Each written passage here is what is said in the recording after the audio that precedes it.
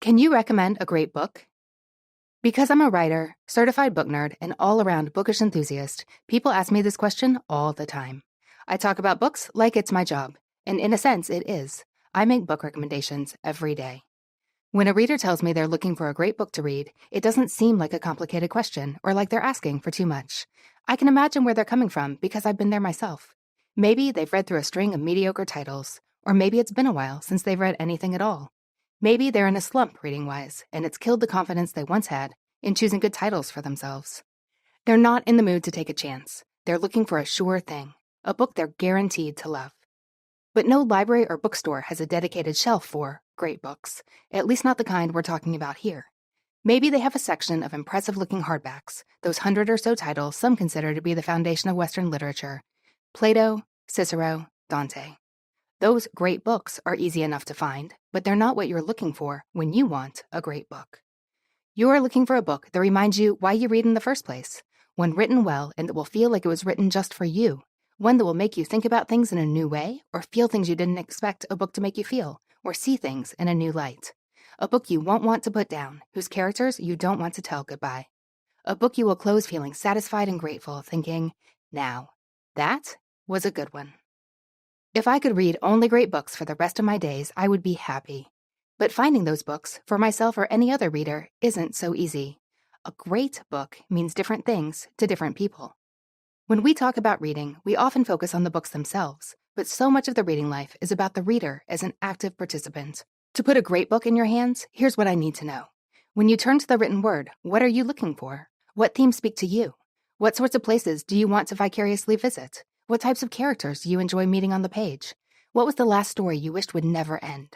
Which was the last volume you hurled across the room? Without the details of what great means to you, and without knowing what kind of reader you are, the question might be simple, but it's impossible to answer. To hand you a great book, I don't just need to know about books, I need to know you. A book is just printed words on a page. You can shelve it, shred it, ship it around the world. It's a commodity you can buy and sell, highly prize, or box up in your basement and leave to mildew. We both loan them and discard them. But avid readers know a great book doesn't exist only in the realm of the material. The words between those covers bring whole worlds to life.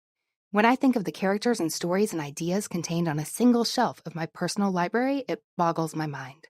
To readers, those books, the ones we buy and borrow and trade and sell, are more than objects. They are opportunities beckoning us.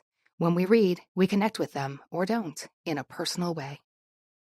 Sometimes, the personal nature of reading is kind of a pain, making it difficult to find a great book for an individual reader.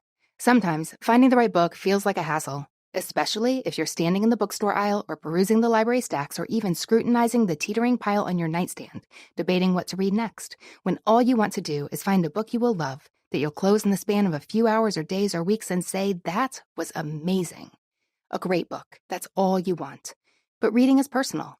We can't know what a book will mean to us until we read it, and so we take a leap and choose. Sometimes we'll choose a book that's all wrong for us. That's a peril of the reading life. Sometimes we'll read through a string of mediocre titles, or we'll find ourselves in a slump.